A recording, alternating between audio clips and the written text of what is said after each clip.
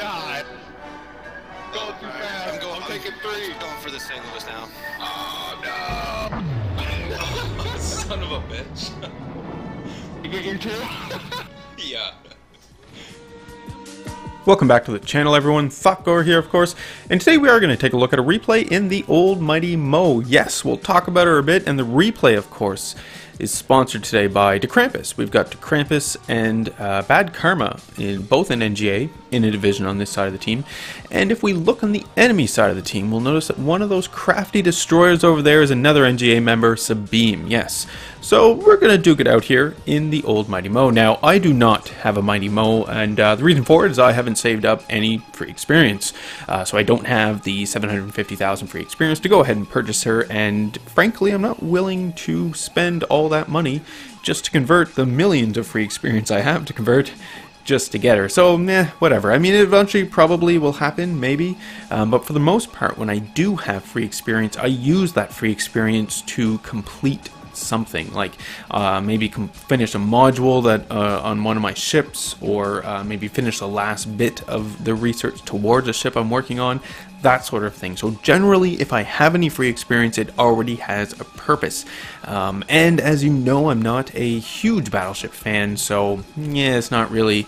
I mean, it's great that they added it into the game, don't get me wrong. I really do enjoy the fact that, you know, this is something that is in the game, and now that the Mighty Mo is in the game, you know, opens up the possibility that maybe this will happen again with some other ships, maybe, right? So, might not get the Mighty Mo, but there might be something else coming up in the future that maybe intrigues me a little more.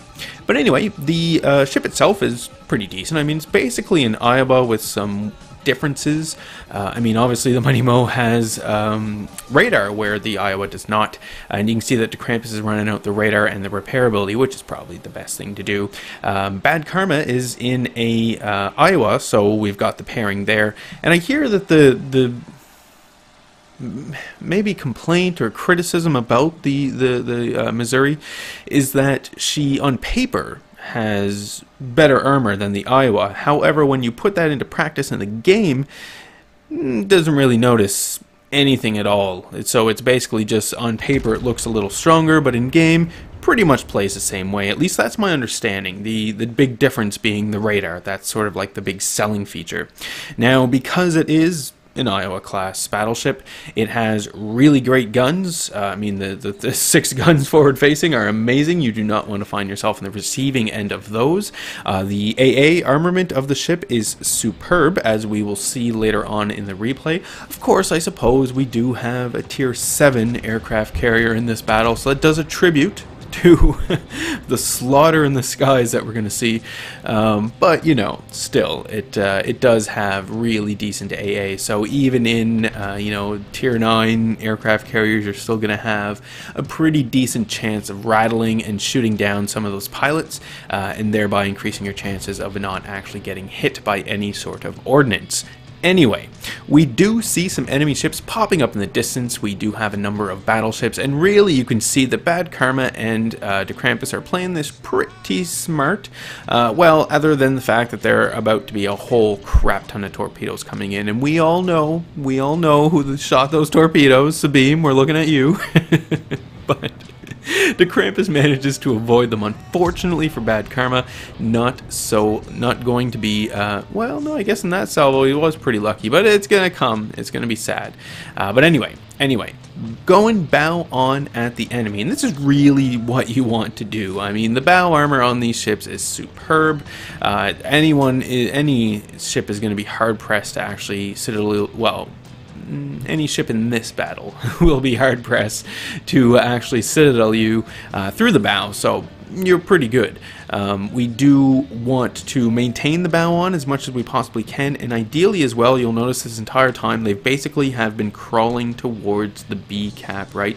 Gradually working their way up, and it's not like they're doing this push on their own. If we look in the minimap, we do see that we do have allies around us. On top of this, our allies at A have taken the, or is that A? At C, I suppose, have taken the point and are now, you know, in a position where they can push down and support the capture of B. We are in fact capping B, so excellent. We see an enemy battleship there off in the distance, another Iowa, broadside in a reverse. Yeah, I had to think about that a little when I saw it. I had to remind myself that, you know, you can basically just fail your way to the top. So maybe, or, you know, maybe we'll, you know, give credit where credit may be due. Maybe the player thought that the smoke was going to cover him or her, and you know, thereby Derkrampus wouldn't see it, wouldn't be able to get a nice salvo into him. Whatever, maybe. But it still seemed like a pretty sketchy idea. I guess I've done worse. Anyway, looking at some of the enemies we do have off in the distance, we can see that we are remaining to hold C. Our hold of C is pretty secure. We just took out an enemy, so this is great. We have another enemy that's about to go down as well. Actually, that was an ally, which is not good. We're going to take down this enemy here, which is good. But more importantly, we are still keeping the pressure on B, right? This is what we really do want to do. We want to prevent the enemy from actually being able to capture the B point, whether that, or actually be able to accrue points from the B point. So, you know, whether that be us capping it or just stalling it out like we are right now, and like Derkrampus is doing right now, and Bad Karma as well. You can see both are pretty close in, but we do have some concerns rounding the corner, right? We can see the enemy Izumo there. We can see we do have some cruisers in the background who will keep you on fire if you are not paying attention. One thing to note, and you know, a lot of you can tell. What I play a lot of cruisers. I've been playing a lot of Russian cruisers because the fires that I can set is amazing. Like battles where I'm having 30 fires set and just every battle getting a witherer. It's amazing. But anyway. I can tell when I start firing at an enemy battleship and I start getting fires on that player, whether or not that enemy battleship player is seasoned or not. Seasoned battleship captains will, if you set one fire to them, they will let the fire burn. They will just let it burn and then repair when they're done, because you don't really end up losing that much. As soon as there's a second fire set to them, that's when they hit the old repair. Now, you know, a newish battleship captain, or maybe a battleship captain who hasn't really figured things out yet, much like myself, because I do this, I'm not going to say that I don't do it, because I definitely do. As soon as I get set fire, I immediately put it out. One fire and it's out. And when that happens, and I'm in my Russian cruisers at, say, 9 or 10, and I see this happening, I know that this battleship captain doesn't really know what's going on, going to continue to burn the player down. And it is really fun to do, but I did want to point it out from the battleship perspective, right? Pointing out what Derkrampus has done here, because it, you know, it just makes sense for battleship captains to do it. So battleship captains, remember, one fire, you're okay. Two fires, that's when you really want to start addressing it. We do see an enemy Tirpitz poke its head out from around the headland over there. You can see Derkrampus is reloading, just kind of checking things out to see what is around. We'll see that the enemy battleship, the Iowa, still back there, still in a reverse, still broadside. Yes, I pointed him out early in the battle before any real damage has been done, just because I wanted to let everyone note how long that this has actually been taking place. To each their own, I suppose. But anyway, not going to let it phase us, because we do have some bigger concerns in front of us at this point in time, right? We can see enemy torpedoes on the way in, which is not very good. We've lost Bad Karma, which really does suck. We still have Sabim on the enemy team to watch out for, and Sabim, I believe, he's in a destroyer, Japanese destroyer of sorts, so need to be careful about what's going on here. We see the enemy. Is it a Tirpitz? We're going to go, I think it's, I don't know, enemy German battleship at tier 8 in front of us and turning. But the battleship wasn't quick enough to turn, because Krampus did manage to get some pretty decent salvos into the side of that player. And, you know, really do some damage there. I think it was 11,000 in one salvo.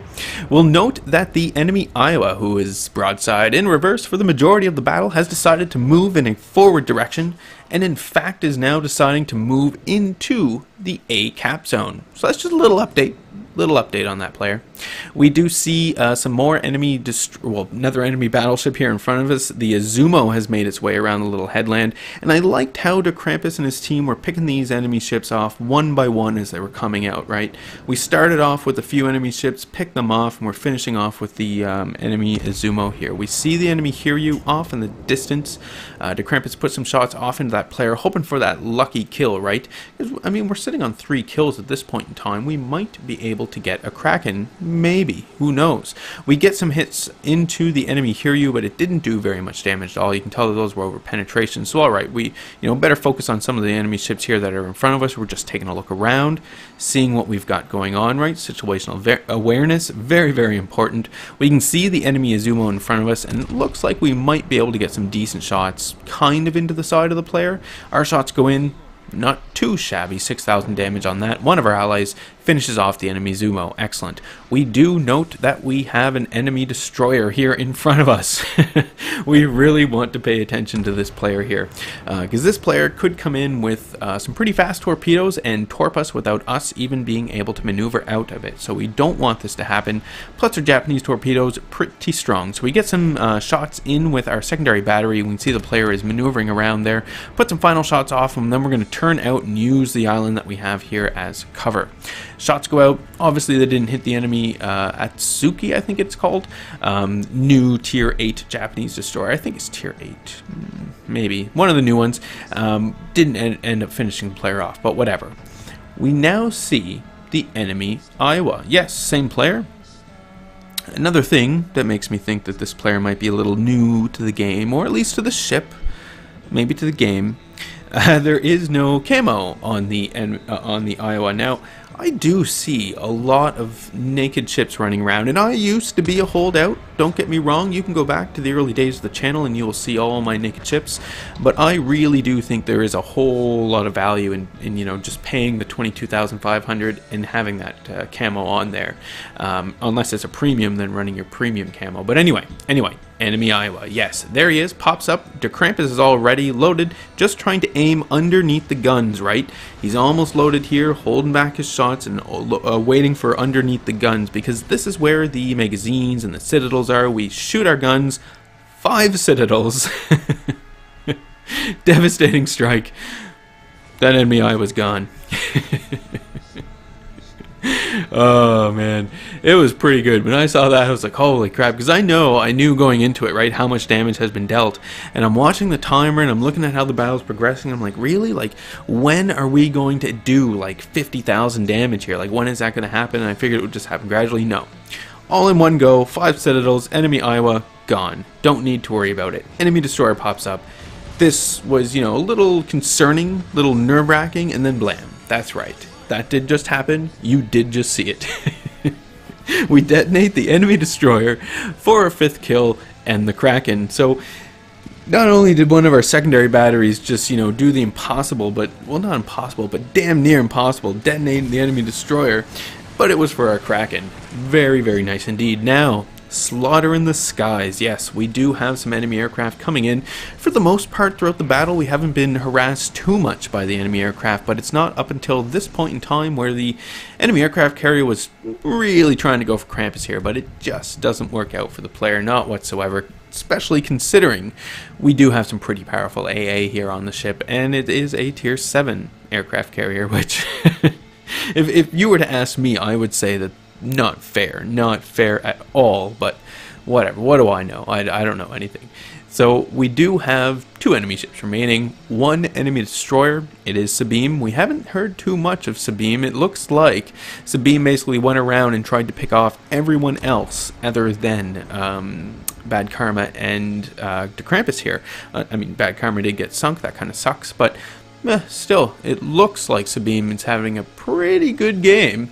So A is back into the enemy hands, but it doesn't matter because we've kept the cap lead for the majority of this game, and we've built ourselves up quite a nice pool of points. On top of that, again, only 2 enemy ships, and we're just about to finish off this enemy Hiryu.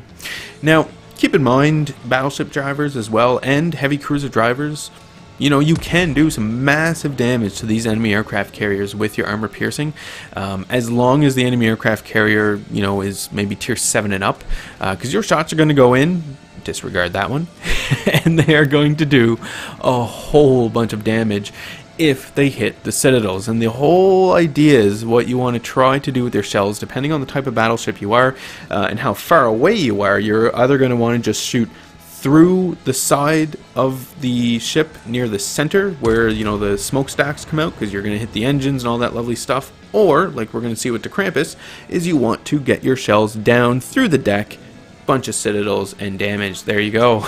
Enemy hear you. Not too much left of the player, so it's just a matter of our allied destroyer finishing the player off, and victory is ours. So taking a look at the results, we can see 992,000 credits earned, 159,000 damage dealt, close quarters expert, the Kraken, and the devastating strike with the 5 kills, 10,000 experience. My god. Overall results, we can see Krampus finished top on the list. We do have Sabine actually over there on the enemy team finishing with 1,200 points, which is very impressive as well. Taking a look at how some of the damage is broken down, 70,000 damage dealt to that enemy Iowa. That's what driving in reverse broadside to your enemies the entire battle, that's what that is going to get you, ladies and gentlemen. When all is said and done, we end up walking away with 857,000 credits. Man, what a game, and thank you for sending in the replay. So I guess that is today's video. It's Christmas week. I'm not doing any traveling this week for the holidays. Apparently the holidays are all happening here in the city I live in, so that's great. So and I do have all next week off as well because my work employer is amazing. So yeah, so you can expect some pretty good episodes coming out next week, most likely when my work schedule calms down a little more. But that is the end of the video. I do hope you guys enjoyed it. Remember to leave any comments you have for me in the video comment section below. Love reading those and responding back to them. Remember to hit the old like button if you did like today's video. Hit subscribe if you are not a subscriber. And as always, I do hope you enjoy the rest of your day.